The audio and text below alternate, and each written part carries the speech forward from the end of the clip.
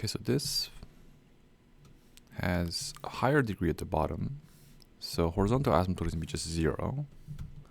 Vertical asymptote is going to happen at 1, 3, 4, 5, 6. So there's going to be a 1 at 6. There's going to be a 1 at 1.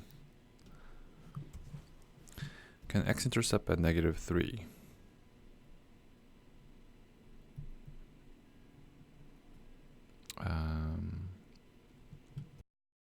Okay.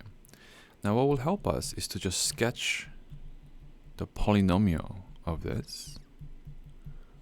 Right, so if you just multiply, you get a polynomial.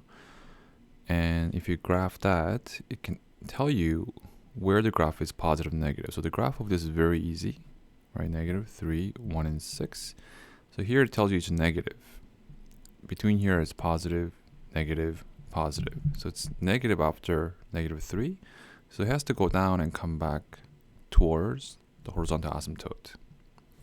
Between -3 and 1, it's positive, right? So it has to go up and approach the asymptote here. We can add extra information about the y-intercept. So it's going to be 3. And then 0, 0 gives you 6, so it's half. So here is 1. So it actually will look something more like this. Right. And this will probably look something more like this. And then between 1 and 6 is negative. So it's going to look like that. It has to be under the x-axis. After 6, it's got to be positive. So it has to be above the x-axis. It's got to be up here. So it's going to look like that.